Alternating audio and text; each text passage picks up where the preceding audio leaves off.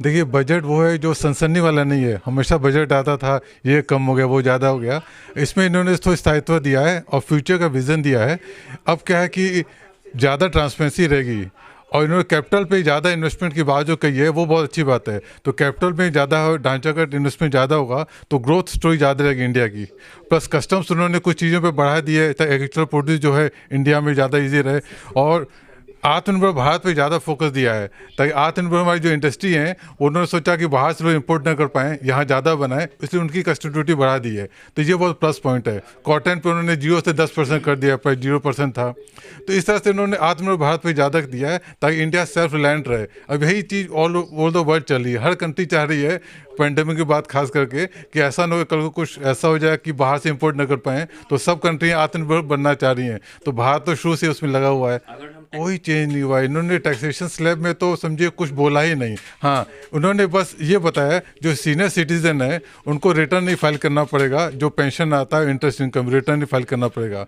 पर जो ऑडिट होती थी वो ऑडिट पहले था कि जिनका 5 करोड़ तक का टर्नओवर था और 95% उनका परचेज या सेल केवल बैंकिंग थ्रू था, उनको 10 करोड़ लिमिट कर दी है। 10 करोड़ के ऊपर वाले ही ऑडिट करेंगे। तो ये अच्छा किया है। ये लोग चाह रहे हैं कि ज़्यादा से ज़्यादा लोग ऑनलाइन काम करें, बैंकिंग ट्रांजेक्शन थ्रू करें। कैश को परहेज करना चाह रही है सरकार कि कैश चाह ही नहीं रही है। अच्छा, छोटे लोगों के लिए अगर हम इस बजट में बात करें तो छोटे लोगों बजट रहा उनके लिए स्पेशली छोटे लोगों के लिए अलग से इन्होंने कोई स्कीम नहीं की है। ये कि उन्होंने कहा कि उनका ख्याल रखा जाएगा और उनके लिए ट्रांसपेरेंसी ज़्यादा रखी गई है कि उनको ज़्यादा दिक्कत ना आए टैक्स पेने में। कोई लिमिट उन्होंने बढ़ाई नहीं। जो लिमिट बढ़ाने की बात होती थी, लिमिट नहीं बढ़ाई, एग्जेम्पशन नहीं बढ़ाया, सब कुछ सेम रखा। तो टैक्सेशन में कोई खास चेंज उन्होंने नहीं किया। अच्छा बजट देखिए, अभी शेप वाली बात है, लेकिन एक 2-3 शेप और होते हैं। एक होता है कि डब्ल्यू शेप भी हो गया, ये कुछ सेक्टर नीचे होंगे, कुछ सेक्टर ऊपर होंगे, वही चीज़ होगी।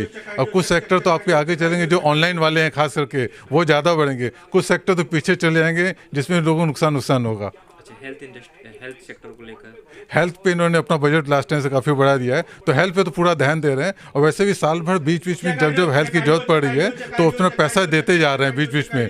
तो ये आजकल बजट क्या होगा ना, साल भर 5 बजट हो गए, साल में बजट नहीं होगा बल्कि 10 बजट कर सकते हैं। जब जरूरत पड़ी नोटिफिकेशन डाल दिया, बजट हो गया। अब पहली वाली बात नहीं रही। अब यह है कि जब जरूरत पड़ रही है सरकार को तब वो चेंजेस ला रही है, तो ये बहुत अच्छी बात है। अच्छा एक ओवर ये बजट दूरगामी है और विजन वाला बजट है, इससे देश की ग्रोथ स्टोरी बहुत आगे बढ़ेगी। देखिए, ये बजट राजनीतिक बजट है शुद्ध रूप से। 6 स्टेट में होने वाला चुनाव है बिहार में, उसके मद्देनज़र इस बजट को पेश किया गया है। दुर्भाग्य है कि यह सरकार पूरे देश की सरकार है, उसको पूरे देश के हितों को देखते हुए इस बजट को पेश करना चाहिए, क्योंकि साल भर इसी बजट के अनुसार सरकार जो है खर्च करती है और विकास के कार्य होते हैं। तो मैं तो यही कहूँगा कि एक लुभावनी और लच्छेदार शब्दों से ये पेश किया गया है, जबकि इसके अंदर आप जाएंगे तो जो बजट का डेफिसिट है वो करीब 7% डेफिसिट है, और अभी स्टेट का डेफिसिट बजट आना बाकी है। तो मेरा मानना है कि जो टोटल डेफिसिट आएगा तो 15% के आसपास बजट का घाटा आएगा। तो इस घाटा को पूरा कैसे करेंगे?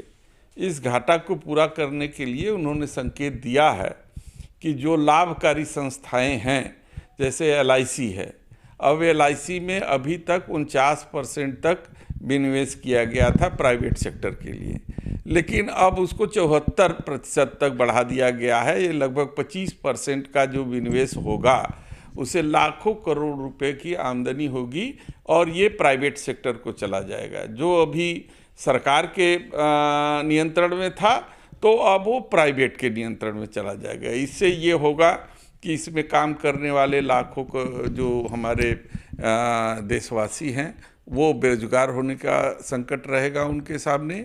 और जब प्राइवेट प्लेयर के हाथ में जब ये सब सारी चीज़ें चली जाएंगी तो आप इसको समझ सकते हैं कि देश के हमारे जो इसमें काम करने वाले लोग हैं वो नौजवानों के रोजगार में का कितना अनिश्चितता होगा, इससे सहज अंदाज़ा लगाया जा सकता है।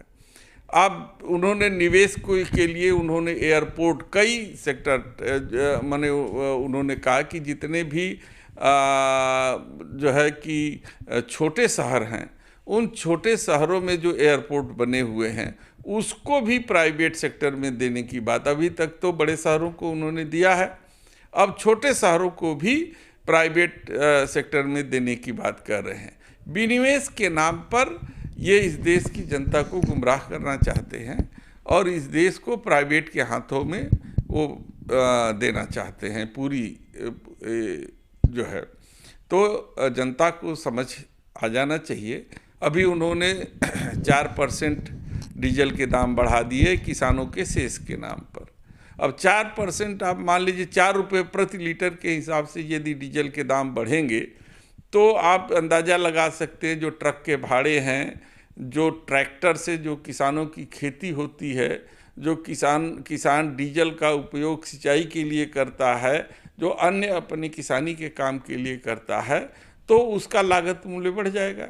जब लागत मूल्य बढ़ जाएगा तो किसानों की आमदनी घट जाएगी।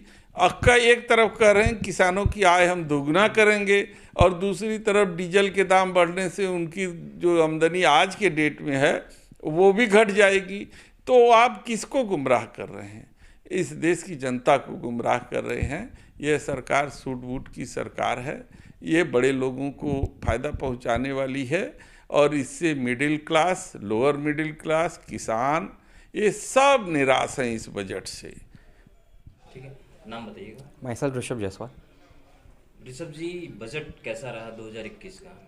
देखिए, अगर ओवरऑल आप बात करेंगे बजट की तो सबसे पहले मैं ये कहूँगा कि मेरे हिसाब से ये ओवर एन एवरेज रहा, क्योंकि कोविड को देखते हुए बजट ने अब ये गवर्नमेंट ने अपना भी देखा है, अपना जो उनका एक्सपेंडिचर था और क्या उनका इनकम था, उसको देखते हुए उन्होंने जो बजट रखा है मेरे हिसाब से वो सही था वो, क्योंकि उनको भी अपना भी देखना है, खर्चा देखना है, गवर्नमेंट खर्चे देखने हैं। और ऐसा नहीं कि सबके एक्सपेक्टेशन से साफ सुथरे ये टैक्स में चेंज कर दो, ये चेंज कर दो। अगर ऐसा चेंजेस आते हैं तो गवर्नमेंट को लॉस है। और ऑब्वियसली सबसे अच्छा पॉइंट मुझे ये लगा कि उन्होंने 35,000 करोड़ का वैक्सीन के लिए उन्होंने रखा है कि ये बनाया है प्रोविज़न, मतलब हेल्थ सेक्टर को और इंफ्रा सेक्टर को उन्होंने ज़्यादा प्रायोरिटी दी है ओवरऑल।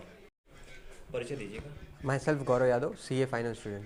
अच्छा, कनेक्टिविटी जैसे एज इट हम लोग आत्मनिर्भर भारत के लिए ट्राई कर रहे हैं, तो इसके लिए हम लोग को बहुत ज़रूरी है कि हम लोग के जो स्टेट्स हो, इंफ्रास्ट्रक्चर हो, एक दूसरे से कनेक्टेड हो। अगर मान लीजिए कोई चीज़ बन रही है चेन्नई में, उसके बाद उसको मुंबई लाने के लिए कनेक्टिविटी भी तो चाहिए कि जहाँ से वो एक्सपोर्ट हो सकती है। ज़्यादातर जो एक्सपोर्ट सेंटर्स है वो पोर्ट पे बनेंगे और ज़्यादातर जो मैन्युफैक्चरिंग सेंटर्स है वो विद इन कंट्री बनेंगे, तो उसको ट्रांसपोर्ट करने के लिए इंफ्रास्ट्रक्चर हम लोग कनेक्टिविटी तो बढ़िया होनी ही चाहिए। इसके लिए जो पैकेज उन्होंने अलाउ किया है वो बहुत बढ़िया किया है इस बार। एज ए मतलब रिसेंटली हम लोग देखें कि एज कोविड-19 में उनको बहुत दिक्कत हुआ है, माइग्रेंट लेबर्स को किसी ना किसी तरीके से पहुंचना पड़ा। हम लोग टीवी पे रोज़ देखते थे, उनके लिए सौरों भी फील करते थे। तो ये बहुत अच्छा काम किया कि उन्होंने one ration card one nation का स्कीम लाया है। उसके बाद उन्होंने फार्मर्स के लिए इस बार बहुत अच्छा किया है। जो डोमेस्टिक इंडस्ट्रीज़ होती है फिशरी की, फार्मिंग की, इसको उन्होंने बढ़ावा देने की कोशिश की है। परिचय दीजिएगा। शिवम जायसवाल। सर, बजट से उम्मीदें बहुत ज़्यादा नहीं थी। बजट इस बार स्टेबल बनाया गया है। कोविड के बाद से स्टेबल बजट ही चाह रहा था। सरकार को अपना भी ध्यान रखना था, सबका ध्यान रखना था। किसानों के लिए भी ठीक है, इससे ज़्यादा टिप्पणी नहीं करना चाहेंगे। यूथ के लिए देखा जाए तो यूथ के लिए भी सही है। सड़कों का बात यहाँ पे हुआ था, सड़कें धमनियाँ होती हैं व्यापार की, जितनी अधिक सड़कें बनेंगी उतनी ज़्यादा तरक्की हो सकती है। तो ओवरऑल देखा जाए तो सब ठीक था। ओवरऑल बजट कैसा रहा? ओवरऑल यूथ के लिए ठीक था, किसानों के लिए भी ठीक था, लेकिन बहुत ज़्यादा वो सेटिस्फाई नहीं हो पाए। वुमेन एम्पावरमेंट के लिए बजट अच्छा था। ये मैम ने कहा भी था कि उनके लिए 24 घंटे काम का अपॉर्चुनिटी उन्हें देंगी और इन्हें क्या कहते हैं ये प्रोडक्शन देंगी, तो ये सब के लिए वुमेन के लिए अच्छा था।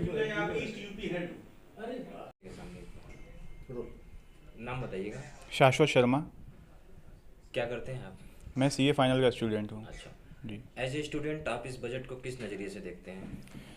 देखिए, एज ए स्टूडेंट मैं ये देखता हूँ कि मतलब इस बार बहुत ही मिनिमल चेंजेस हुए हैं बजट में। जैसे हर साल बहुत ही मेजर चेंजेस होते हैं, कुछ मेजर चेंजेस इस बार नहीं हुए हैं, लेकिन ग्रोथ रिलेटेड काफ़ी चेंजेस हुए हैं जो कि एज ए स्टूडेंट मुझे मतलब ठीक लगते हैं चेंजेस। क्या बड़े बदलाव दिखे हैं? यूथ के लिए क्या स्पेशल? जैसे कि सेंट्रल यूनिवर्सिटीज़ गवर्नमेंट लाने को बोली हैं कई जगहों पे जहाँ पे नहीं हैं, तो ये सब कुछ अच्छी चीज़ें हैं। जैसे गैस पाइपलाइंस इंस्टॉल करने को बोली हैं रूरल सिटीज़ में। अगर हम बात एजुकेशन की करते हैं तो गवर्नमेंट आदिवासी क्षेत्रों में, लद्दाख जैसे क्षेत्रों में जी, एकलव्य जी। स्कूल, सैनिक स्कूल खोलने की बात करते हैं, इसको आप किस नज़रिए से देखते हैं? ये बहुत ही अच्छा इनिशिएटिव गवर्नमेंट द्वारा लिया गया है, जो कि काफ़ी बेनिफिशियल रहेगा हमारे ग्रोथ सेक्टर में और एजुकेशनल सेक्टर में।